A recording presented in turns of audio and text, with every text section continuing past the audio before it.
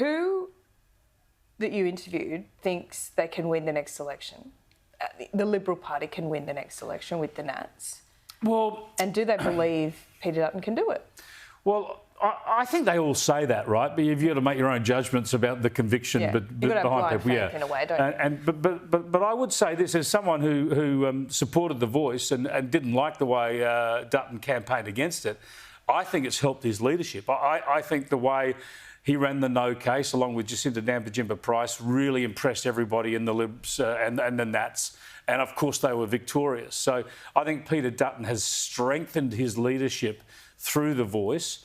And therefore, I think the party sees him as a good, strong campaigner who could deliver for them. And the thing is, with the cost of living, the crisis that Labor's not getting on top of with inflation, the rising cost of living and interest rates, they'll be vulnerable at the next election. And if Peter Dutton can turn some of that negative talent that he showed on The Voice into a negative campaign on the cost of living and electricity prices and energy, then he's going to give it a good shake, I would have thought. I mean, not in the Teal seats, though. I mean, they've given up winning those back. They got out of Sydney, out of suburbs, out of... I think there's some they've got no hope of winning back this time around. But there'll be others they might think they can pick off.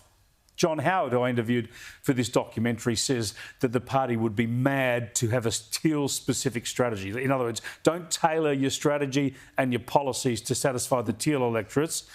Go for a broader approach, the normal mainstream electorates, and you'll win them and hopefully get some Teal seats as well. I mean, I look at Allegra Spender in Wentworth.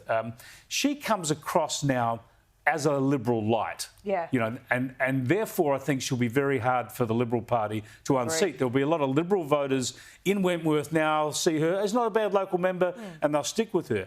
When you look at Monique Ryan and Zoe Daniel in those Melbourne seats, they've shown themselves to be more green left, even on this issue of Israel and Hamas. So there'll be a lot of Liberal voters or swinging voters in those seats who went for them thinking they were Liberal-lite, can see now that they're very hard green left and they might be vulnerable. The Liberals might be able to get those seats back this time or next time. Totally agree. You're spot on there. And who would have thought, even 5 years ago, that the Liberal Party would be recommending the abolition of Warringah in a redistribution?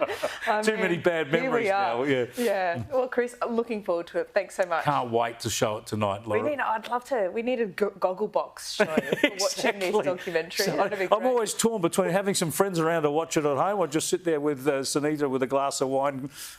We'll see how we go. Mate. Do the second one next time. All right. Thanks, Chris. And do not miss tonight's premiere of the Sky News exclusive documentary Liberals in Power. That begins 8 p.m. Eastern Daylight Time tonight.